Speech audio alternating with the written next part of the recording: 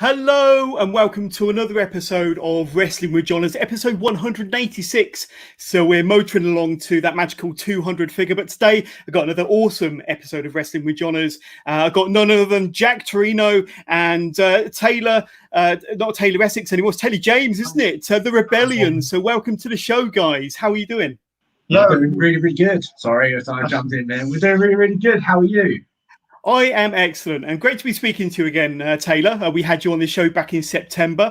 That was a very popular episode, but we got you together with your tag team partner. We spoke a lot about the Rebellion back in September, didn't we? But like I say, a great idea to get the two of you together. But just for the listeners at home, over the next 45 minutes to an hour or so, we'll be talking to the Rebellion. So if you have any questions, you want to get in touch, you want to ask any questions to either Jack or Taylor, get in touch, send us your questions, send us your comments, and we'll be happy to answer them on the show. But first of all, guys, it's been a little while since you've had a wrestling match, but not as long as some, because you won the World War Tag Team titles back in March last year, but you were part of their Battle of the Barns show in October, weren't you? And then their Christmas Crackers show in December. So you have had some action more recently than others. But those two shows, Battle of the Barns, I think that was over 5 or 6 episodes on YouTube, and then their December show, really fun, entertaining, well produced, some great action there. But give us your thoughts and your memories of the action that took place, because you were involved in singles and tag matches, weren't you? So that was a lot of fun. Tell us about that.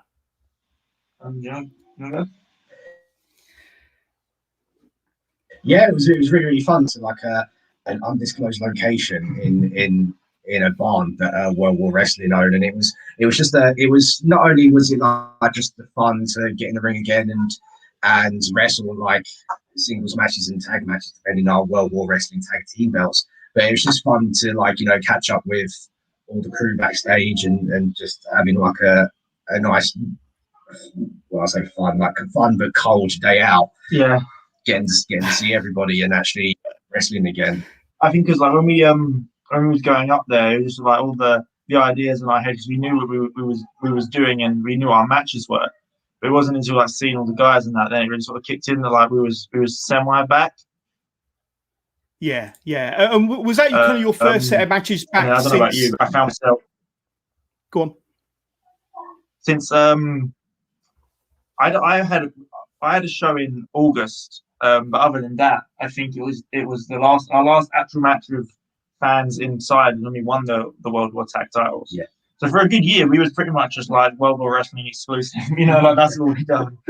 So yeah, and credit to Brett and the gang at World War Wrestling for putting those shows together, and a very unique experience. Like you say, it might have been kind of a cold day or a couple of cold days in October when you filmed this or whenever it went ahead, but a very unique experience. And I think it was probably, I know bigger promotions were doing shows without fans, and AEW did some with the wrestlers around the outside, but from a unique standpoint, a very unique thing to do kind of from the UK, having kind of that type of concept, all from the kind of the brain of Brett Meadows. He wanted to do something for the fans and keep World War Wrestling alive, didn't he?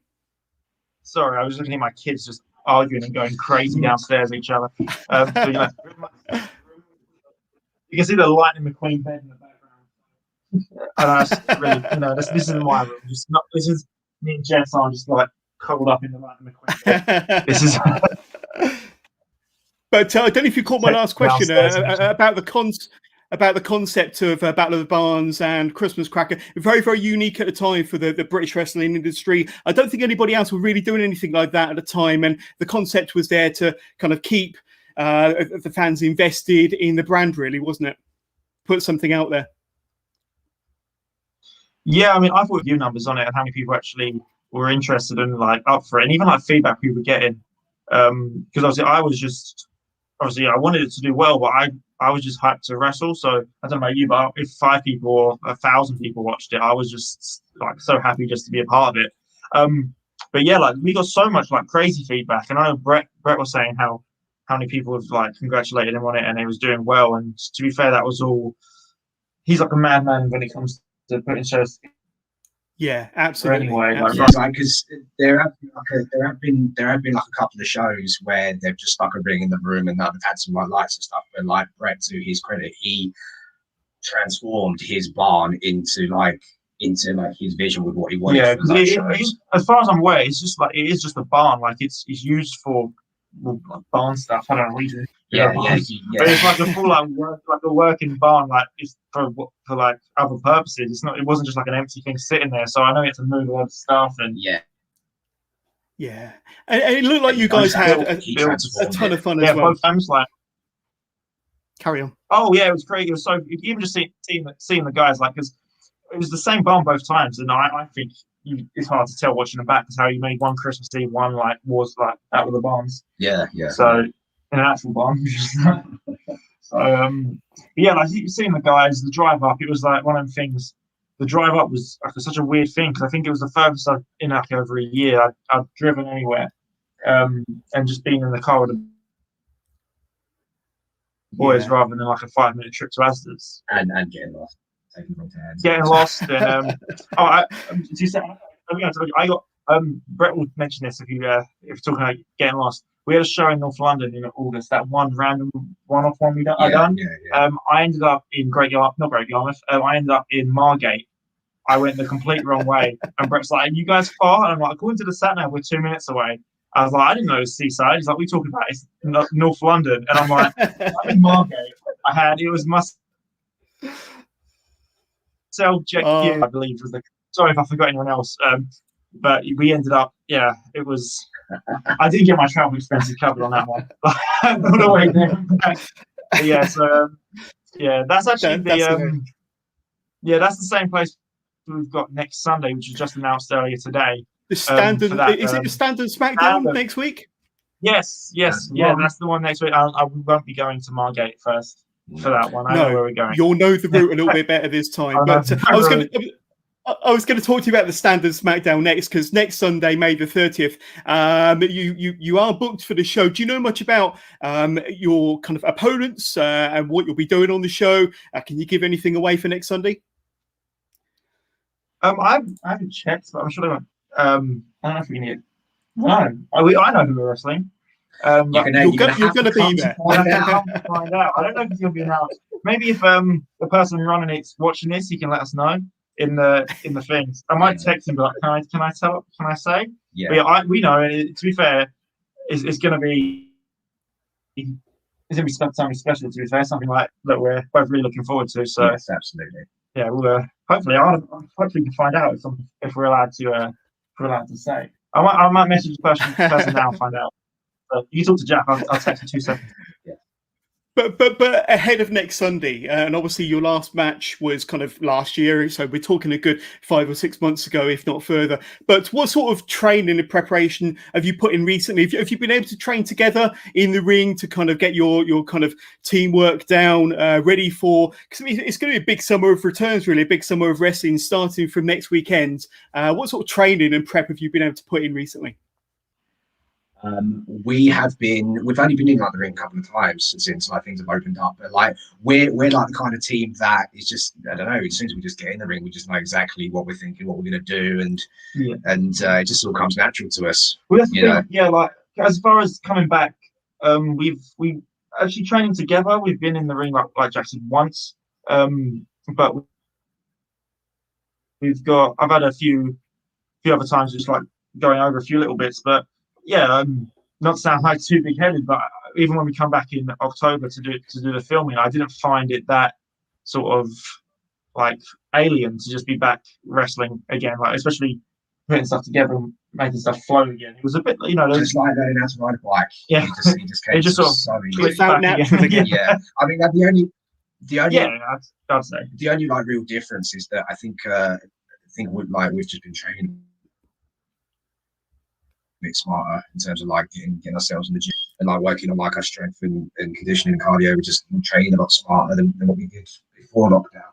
And in my case, that means like proper training, like actually training in the gym and really pushing it harder than I'd normally. I sort of put my hands up. Lockdown has been like a blessing in disguise for me, like gym wise, because it just given me the time to actually focus on it. And now that I feel like I'm in it's more of a habit and more of a routine.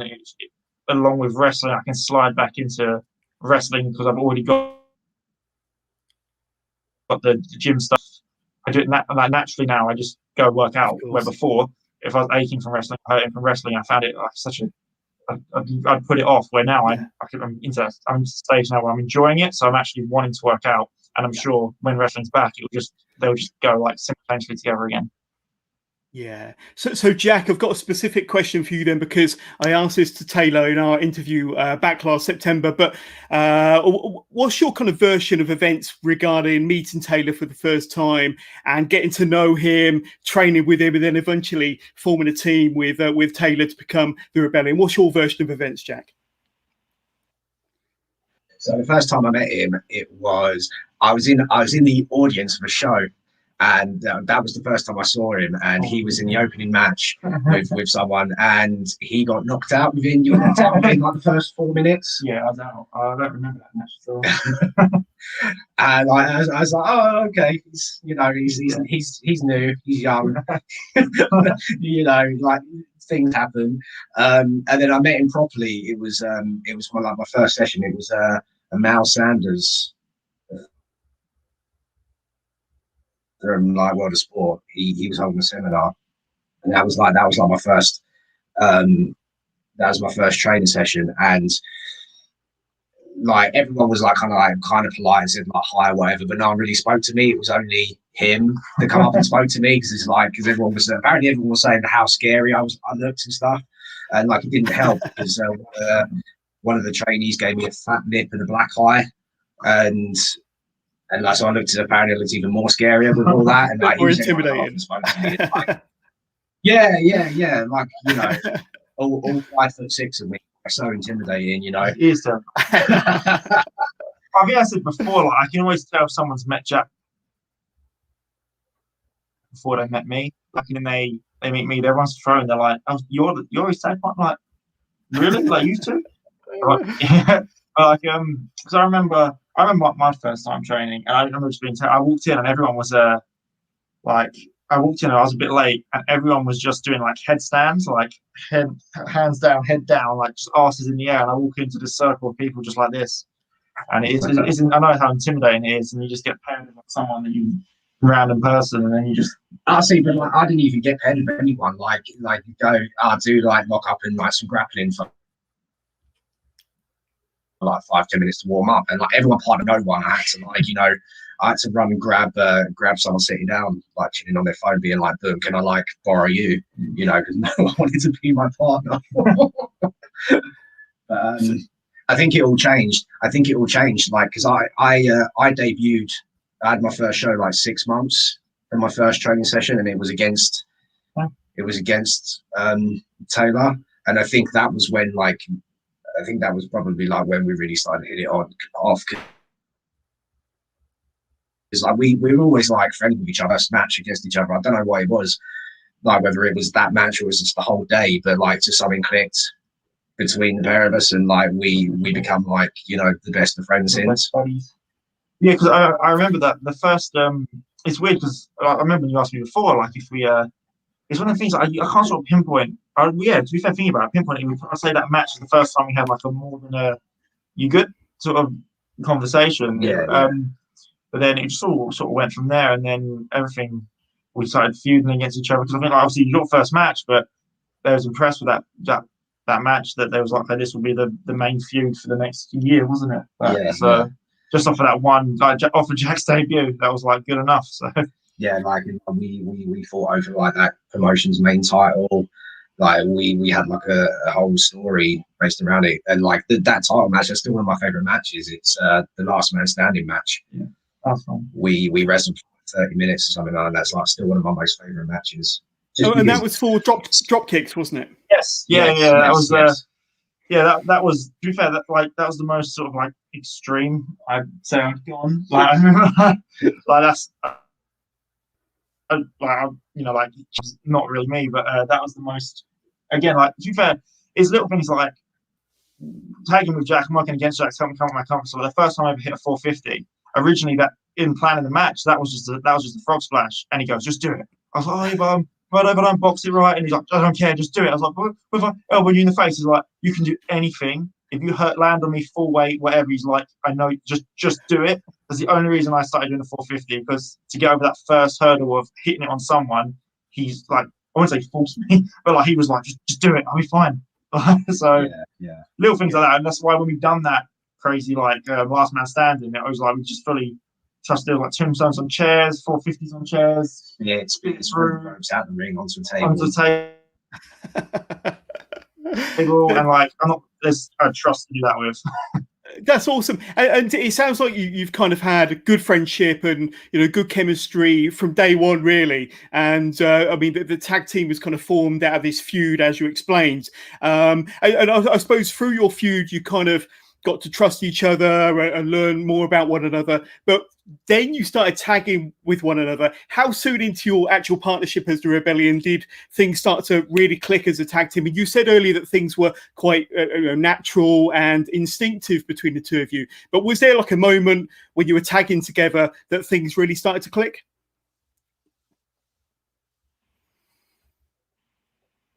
Hear us? Okay, yeah. I think it was from like our first match, Yeah, I mean, I thought really? he was thrown.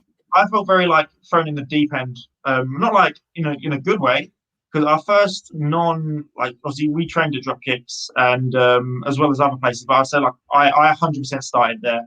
And we decided to tag there. And originally it was a storyline idea, and then we was like, no, this is good. Let's roll with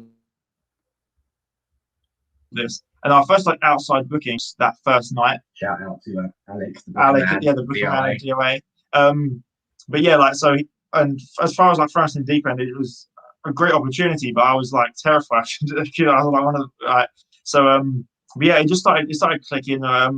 Again, I always say there's no rebellion without hit set. We was lucky enough to work with them, and that sort of working with them helped us sort of work out like what our style together was as well.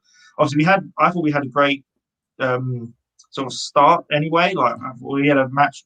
I think we've been very lucky with who we've been able to work, and especially those first, like say, 6 months, because not like we was given the wrong, not the wrong teams, but like we were just given so many good teams that it sort of helped my confidence at least. Like I felt that first 6 months, I improved so much purely because my confidence level went straight up through tagging with Jack and people who was tagging against. Because I generally used to think like Jack was here, this way. Jack was like here, and then I was here, and I like to think we sort of both, because it was a joke like the whole who's the Marty, who's the Sean sort of thing. And I was always terrified. I was like, I don't want to be that one. But I like to. And to be honest, if anything, we're Edge and Christian. Yeah, you know what I mean. That's a better way of describing it. Yeah, for sure. But yeah, like go on. I just think it was sort of it was lucky plus put the effort in. I think everything worked out really well. Yeah, you've mentioned the comparisons between classic tag teams over the years, Sean and the Martys and the Edge and Christians. But obviously you're very well known on the UK circuit. But if you had to describe yourself to anybody that's kind of watching today that might not be too familiar with the Rebellion, how would you kind of describe yourself as a tag team, as the full package, between the two of you? To be fair, like going into like 2021, and obviously to be fair, I think when it's really going to sort of kick off is towards the end / 2022 now. Sure. Our goal is to prove that we are like up there with those tag teams, because the rest we want to work. And I've said this before. I think I said this on another podcast. I'm sort of done being humble with this. I want to prove that we are up there. I want to be given these opportunities against these top tier tag teams. Like your Lycos Gyms, your Young Guns, TK, Mambo. We want to prove that we're on that level. And we can be on the level. I mean, like we came from a scene where there wasn't any proper tag teams. Like as you said, like we were lucky to face the tag teams that we did. And because we want tag teams to be like a big talking thing, and it kind of is already, you know, like with AEW and stuff. But I mean, I'm talking like specifically on the UK scene, over in Europe, over many different countries. Anyone that will have us. Yeah, it's like I said, we worked a lot of good teams, but I see so many thrown together tag teams where it's just two singles guys, and we want to really make a point of being like we're a team, as in like it's not Taylor, James, Jack Toreno. It's the Rebellion. It's us together. Like we're a proper tag team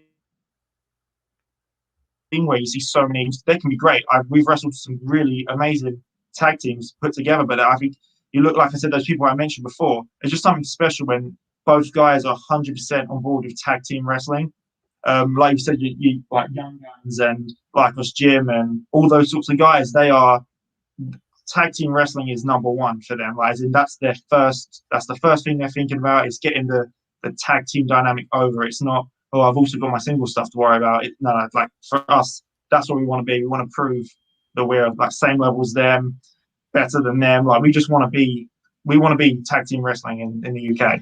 And like we've got like plenty to prove as well. Because I mean, like essentially, even though we've come from like different backgrounds, we are like two young punk kids essentially that like want to rebel against the norms of like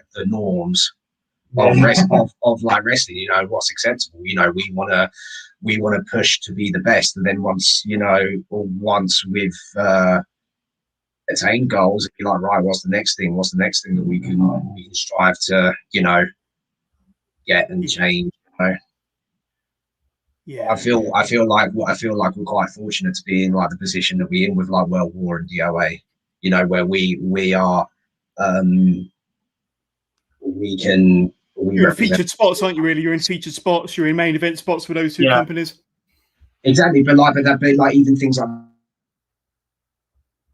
that, like how many companies have main event tag teams that are actually tag teams?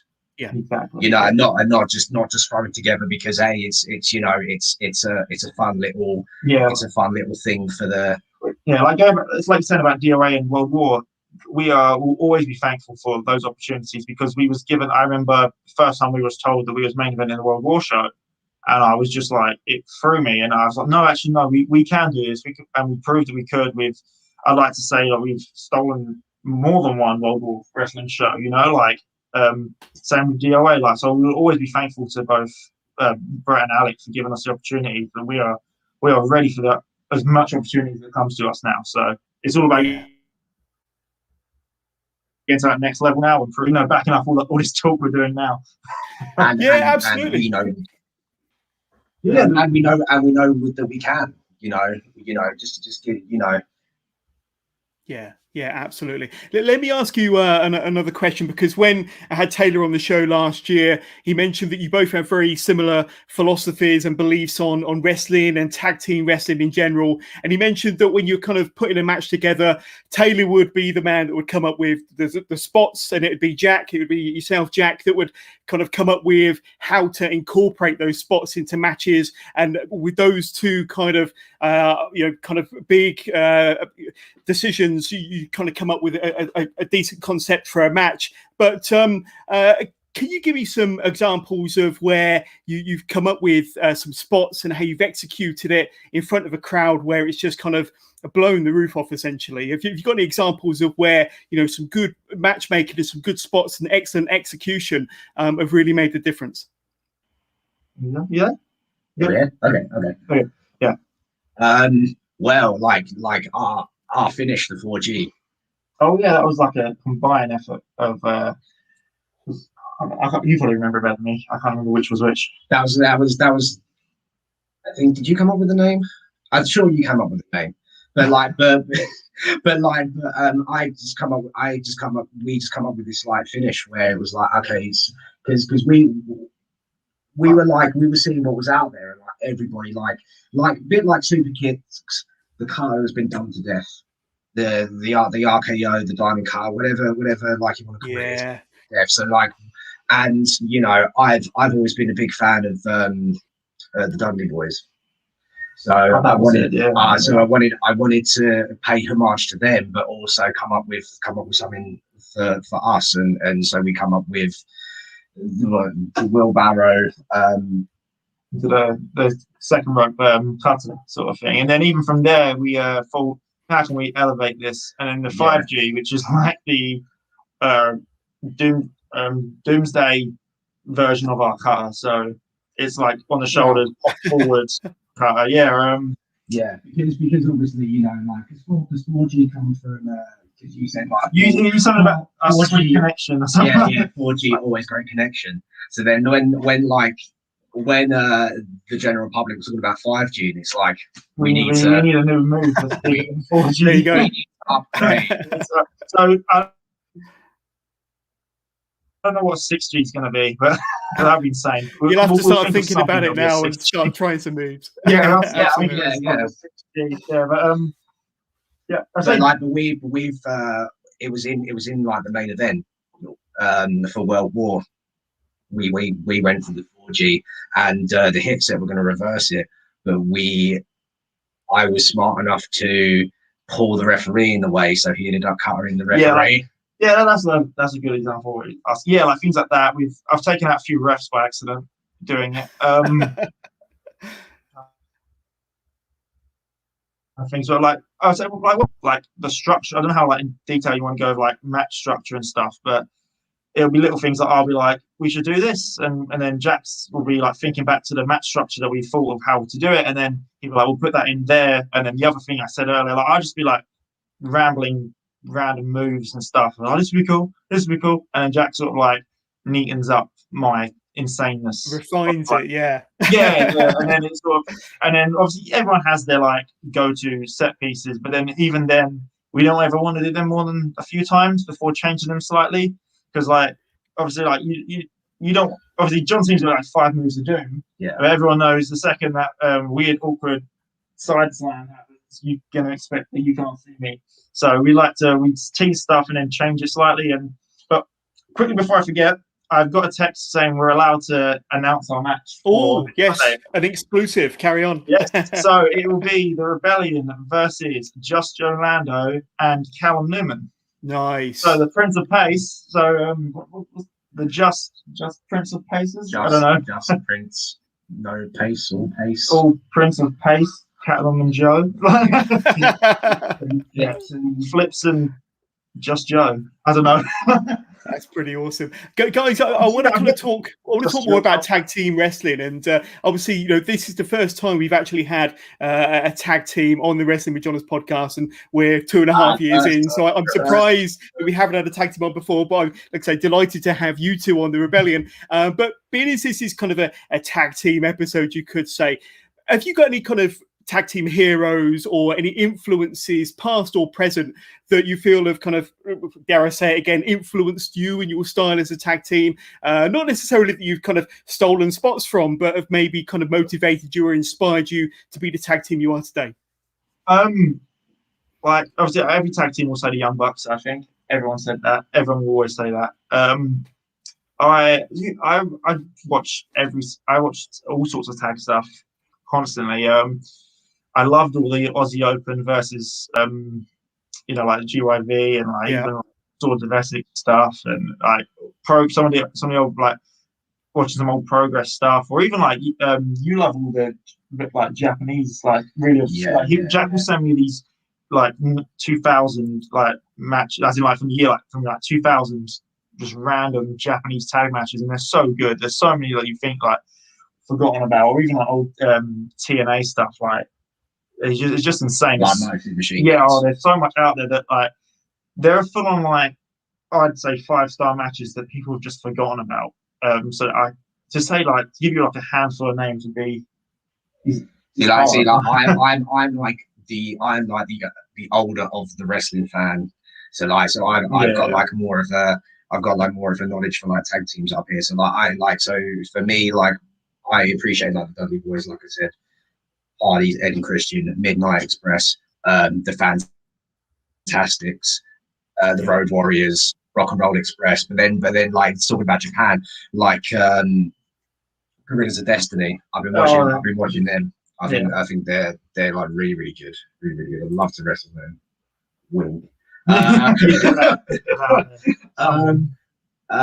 Even people like Kenta Kobashi and Misawa, like when they teamed, like, you know, they're like two singles guys, but then when they're together, they're just fantastic chemistry tag team. So you really take inspiration from all over, then, really. All over, like it's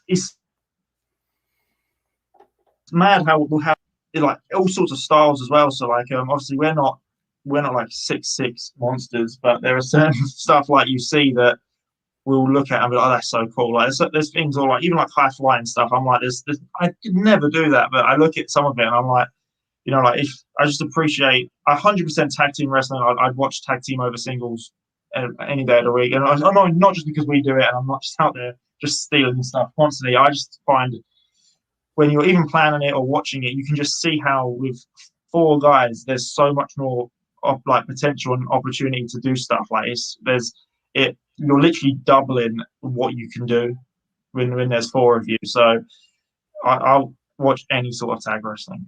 Yeah, that's cool. Let's have the first of our kind of listener questions, so to speak. And it's from a guy you might be familiar with, Frankie T from IWE UK over in Essex. And Frankie asks, how do you think the Rebellion will fare against the tag team division at IWE? Now, I know you've been part of their roster reveal. You're going to be an official member of their tag team division when IWE get back into action. But how do you think you're going to fare against some of the awesome teams over in IWE?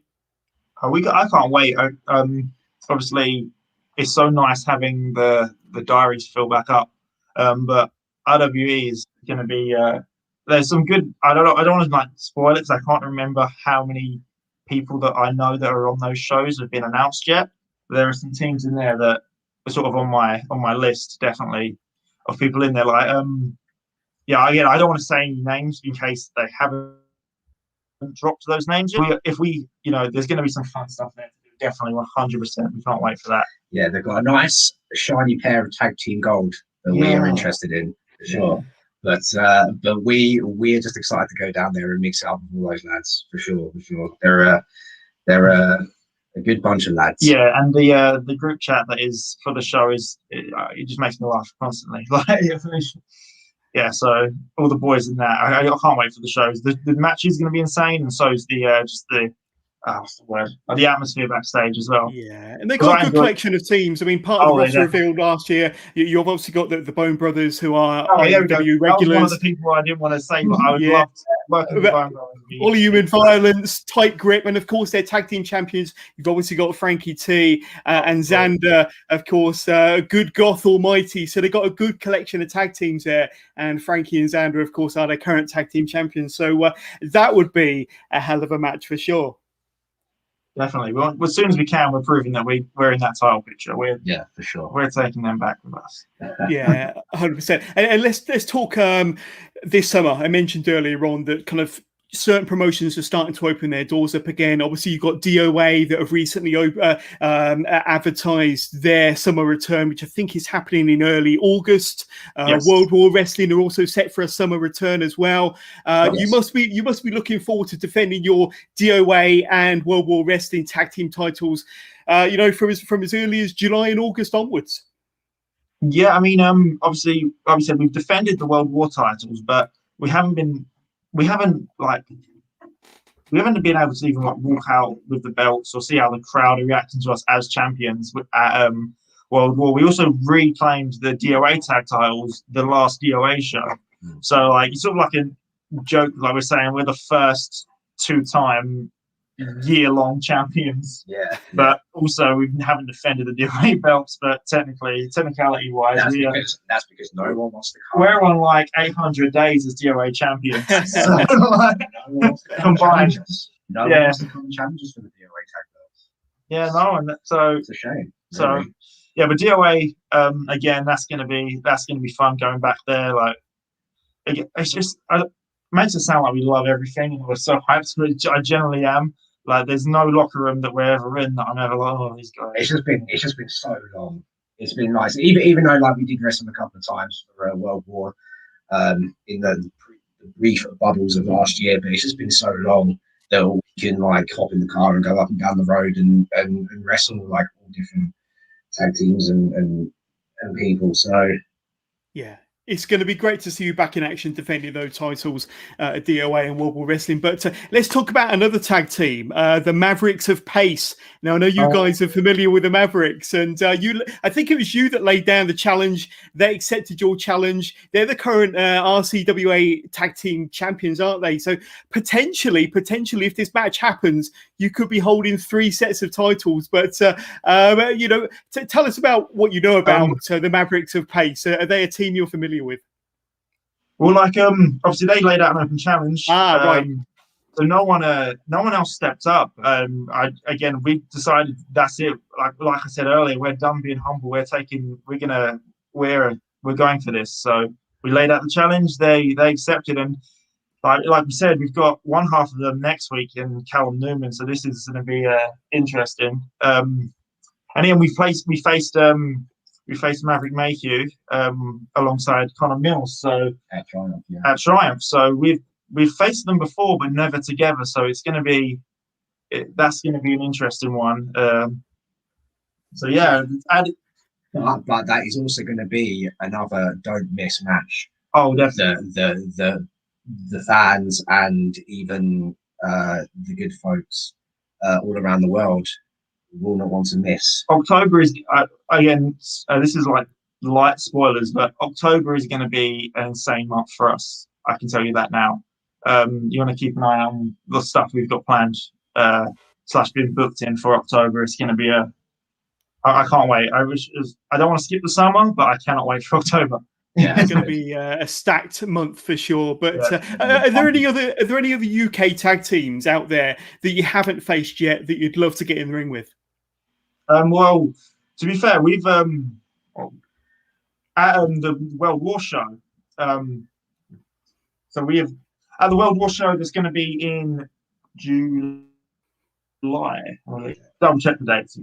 But yeah, we're defending our tag team titles there. And again, not to say it's not over challenge, but we know that we are 100% going to be defending our tag team titles, and we're ready for anyone to step up. Because we've as far as World War Wrestling goes, we won those titles over a year ago. We defended them twice now, I believe, isn't it? Yes. Defended them twice. So there we go. Saturday, 17th of July. Sorry, I'm awful for dates. But we'll be defending our World War tag against a team called Bad Altitude, which will be Tommy Cole and Paddy.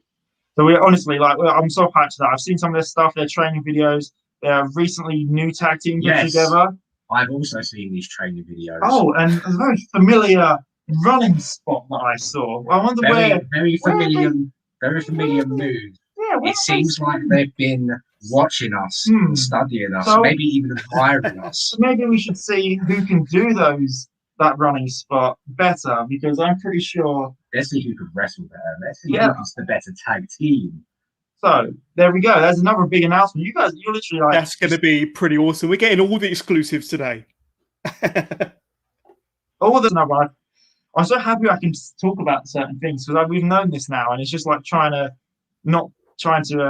keep it secret. Like, obviously, I can talk to Jack about it, but I'm just sort of like, I'll be telling my girlfriend, I'm like so hyped about like a wrestling match, and she's just like, yeah. Let's keep the list of questions coming then, because Brett actually got in touch and sent the first question from Brett. What's your favourite match to date? So as a tag team, do you have a particular favourite match that really sticks out in the memory that you're particularly proud of? I have two. I'd say the one where we won the World War Wrestling tag titles, that was a massive one. I was like, on my bucket list for so long was the Stone Market shows. I've helped out at that show. I was security for one of the shows. Like, I was just, I was just like, I wanted to get on those shows, and I wanted to work hard proving that. And the thing with Brett is Brett's the sort of person that he won't book you unless he truly thinks you're not getting a pity booking. You're not getting a, you know what I mean? Oh, well, whatever, like he's crude loads. That's not happening. Like you have to impress. And I think the fact that he trusted us with that, and winning those titles, it was just insane. It was one of those, like, I felt it was I'm one of those people where if we get to a certain level, I'm already thinking about wanting to get to the next bit. So I'm like, oh, that's cool. But that was one of the times I was like just so happy with that. I was like, this is amazing. It was one of those That was things. your like, match against the hit set, wasn't it? That was against the hit set. And my other one is the second hit set match we had for World War, purely because we main evented. And that was just, again, like I said, I felt I worked so hard to try and even get on World War, and then to be told the main eventing was insane. So those are my two special ones. I don't know about you. So for me, obviously, like you've already said, one of mine that was the Stone Market Slam against the hit set. Like it was because not only such a great match, but it was a moment in history for World War Wrestling, because it was to crown their first set of tag team champions. And like, you know, to even like be in that match with those sort of stakes, it was like, you know, it was like an honor. And like we beat each other up so bad. We needed the year off after that match. I bet. But you know what, like our match for Triumph against Eminem, yeah, that was one of my favorite matches, because they had like been on Progress and had got all and had rubbed shoulders with like some of the best British tag teams that, you know, the UK has to offer, and just to even like, you know, test our skills against them, someone like a team that had been there and done a lot of great things there, it was a great test of our skills. I think with that, I don't think we've spoken about this ever, like until after the thing. But I remember that another exclusive. Yeah, with that Triumph show. Obviously, we put that show on. We done everything, hours of flyering, posters. We done it. We put that show on, and then we had this match with Mills and Mayhew.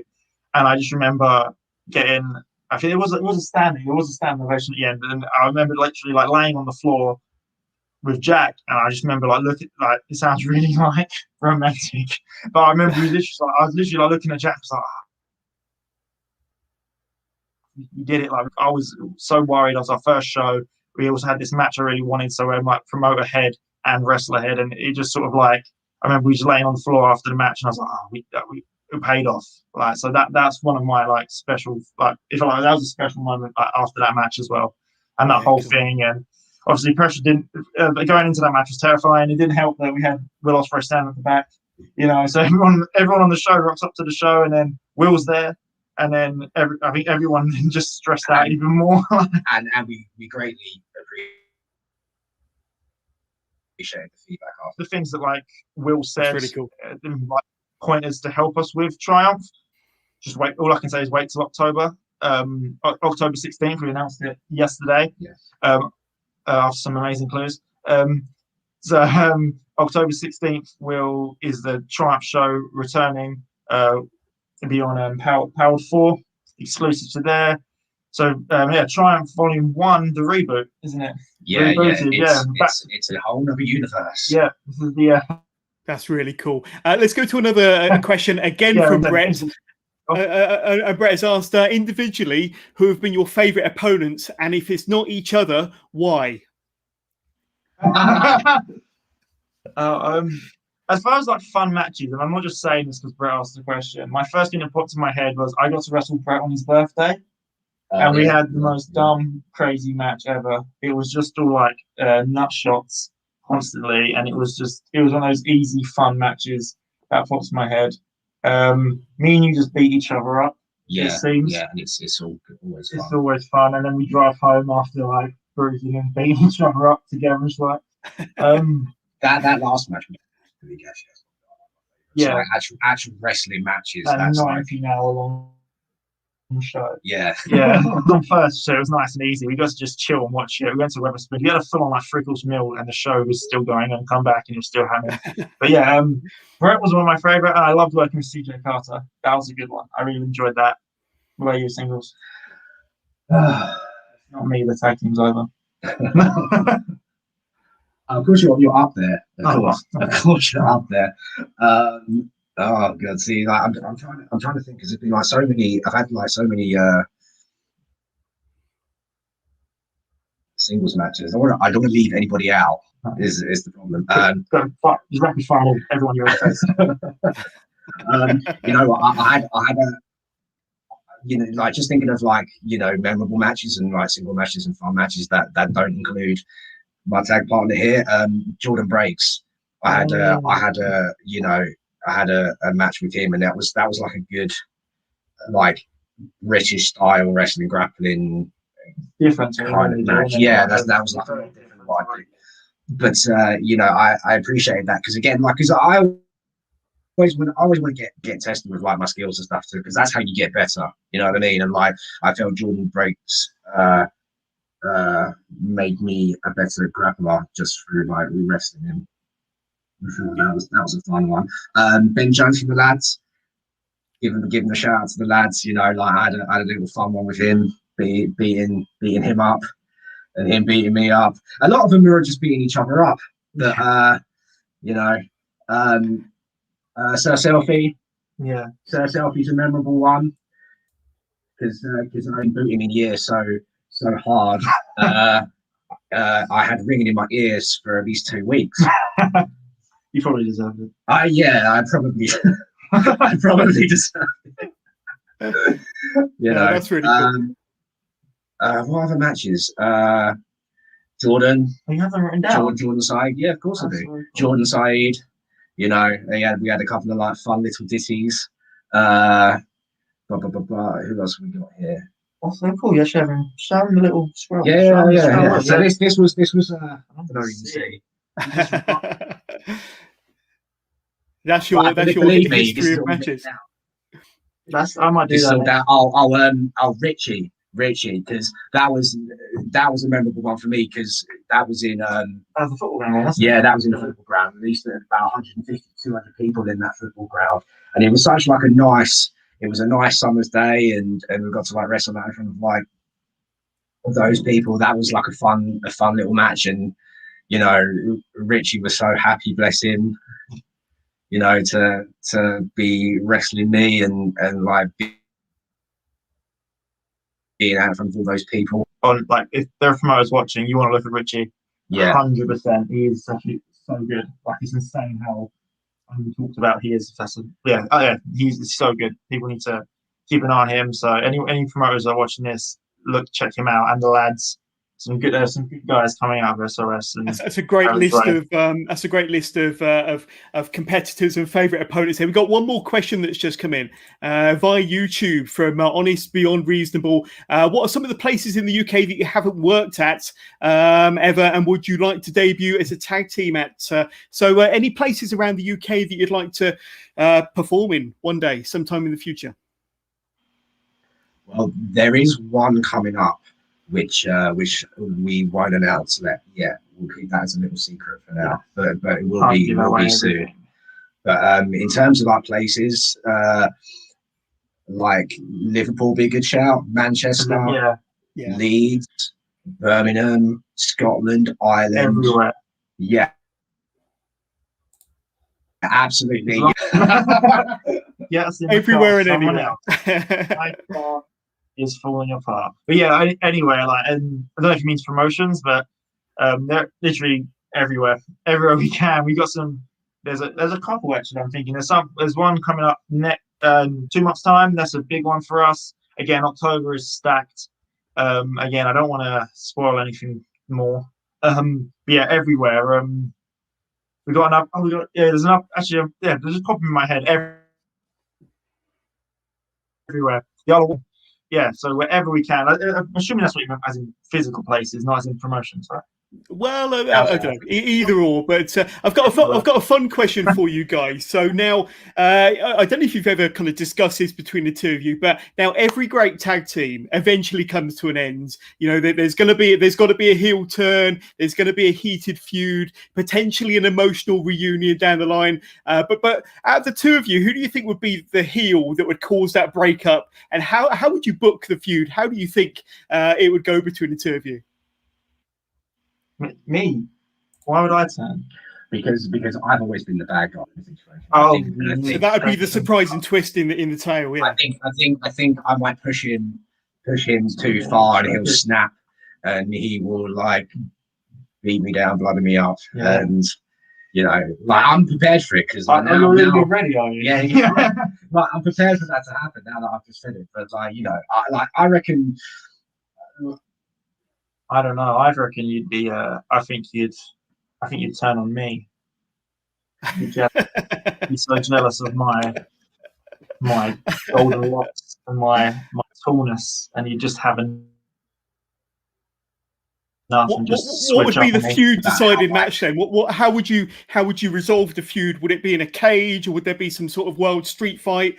How would you like to kind of culminate your blood feud as and when it happens?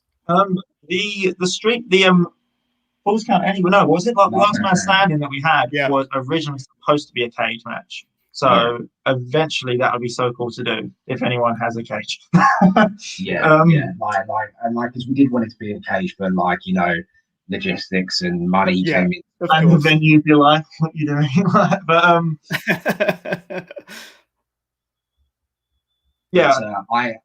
because we're so passionate about it, I think if we did have like a blood personal feud, it would have to be the loser retires.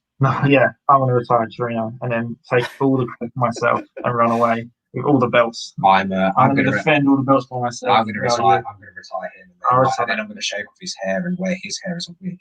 Yeah, I'll be like, I am Taylor Toreno. You know, and then 6 months later, you'll sit in front row in a disguise. You hop over the barrier. You have a big reunion, a big hug in the center of the ring. It's got to happen that way, surely. I'm going to come back with a new rebellion, and it's going to be me and a bunch of other dudes, and like they'll be in Toreno masks, and then we'll jump you. Oh, okay. So I'll be like the OG rebellion, and I'll be like, why is that tall? I'm gonna have got a beard. I'm gonna have loads of little Jack Toreno lookalikes jump you, and I'll retire you. No, so, we're never breaking up. No, that's it. No, that's it. It was just hypothetical, purely hypothetical. I'm sure it will never happen, but it'll be a hell of a story if it did. I'm sure we'll get some good matches out of it. But just as we start to wind things up here, I just want a quick answer from each of you about what your proudest moment is so far being part of the rebellion. So whether it be a moment or a match, or just a time in your kind of partnership, the 3 or so years that you've been together, what's the proudest moment that you've had individually being part of the rebellion? Oh my God, Brett's gonna think I'm really kissing up to him. But for me personally, like away from the tag team, was when like I was told that I'm no longer like chasing Jack, as in like level wise, that I wasn't. It was like we was like on par. When I was sort of told that, I felt that was like a big deal for me because it was always such a worry that I was like like I said, I was such a worry of being the Marty. But yeah, for me it was that, and obviously all the tag title wins. It means so much when someone gives you decides you're the guys they want to, be at the top of their tag division. For me, it would probably be like I'll give you three. I think that's a very proud moment. Even if that might be like a hindsight thing.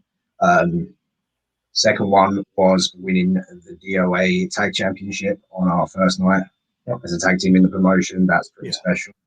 And being given that opportunity to showcase what we can do, being trusted in that position. And the third one, winning the World War tag team championship. And I don't want to get this wrong. Like, we've enjoyed working for every single mostly every single company, but they're the three that stick out. Oh, and there's like a cheeky bonus, Triumph. Yeah, decided to run Triumph together. That's to be fair. Along with Sam, obviously, we couldn't do it without Sam, but it was that sort of thing. And everyone else. Oh yeah, of course. There's so many people help. We say it's us three, but it is not us three. It's like us, like 10. You know what I mean? Like, there's so many people that are there to help, that have not missed the show, that help out on the show. yeah, so that's definitely That's a good little list of things to be proud of. But before we let you go, guys, if anybody watching this or listening at home want to reach out to you, say hi, learn more about the Rebellion, this is a time for you to try and remember all your socials. Where can they reach out and say hi to you guys, either individually or collectively as a team on social media? we have a Rebellion Facebook page. Yes, we do. Yes. Which is, I think it's just type our beautiful mugs on there. yes. Same Taylor 6 and Jack Toreno Facebook pages, and Instagram. I am at Jack Toreno NBD. NBD. Yeah. Yep, and I'm Taylor James _16 on Instagram. On Insta. I have Twitter, but I don't use it. Yeah, I can relate to that. And any merch, guys? Anything you want to plug? We have some t-shirts on there. We should be dropping some new merch soon. Yes. Which looks, we've seen like the I want to say sketches, whatever we've seen. what's the word? It's not finished yet, but the concept art. Your concept. Yeah, it looks sick. That looks sick. So hopefully we're dropping that soon. I went to do this, but I realised I'm wearing Joe's shirt, so not this. Buy this, but buy ours first. Yeah, somebody sent us a comment earlier saying it looked a bit like Joe Landale's shirt, but this is Adan. Adan. So we've got new merch dropping soon. The Taylor James shirt's out as well at the moment. So that's buy really them cool. all. I have no t-shirt, which I should change that. I should change that. He's got ideas. He's constantly like, "Oh, this would be a great idea for a t-shirt." I was like, "Yeah, you should get it done." He's like, "Yeah, I will." And then like 6 months later, he's like, "Oh, I've got this idea for a t-shirt." Yeah, great ideas coming soon. But guys, I've got to thank you so much. We've kind of spoke for nearly 60 minutes, and it's been an honor kind of speaking to you about tag team wrestling in particular, and about all your success with DOA and World War Wrestling and all the plans for the future, and some exclusives as well. So that's pretty cool for the Wrestling with Jonathan podcast. Always great to get some exclusives. But guys, I want to thank you so much for your time. It's been brilliant speaking to you both together, and hopefully this episode is as big a success as the last one I did with Taylor. But thank you very much, guys. You were number one this time. Yeah, we won. So 2 and this is number 1. 100%. Let's get this one to number 1 for sure. But guys, thank you very much, and we'll catch up with you all again soon. Thank you. Yes, thanks so much for having us. Yes, absolutely. Take care, guys. Bye.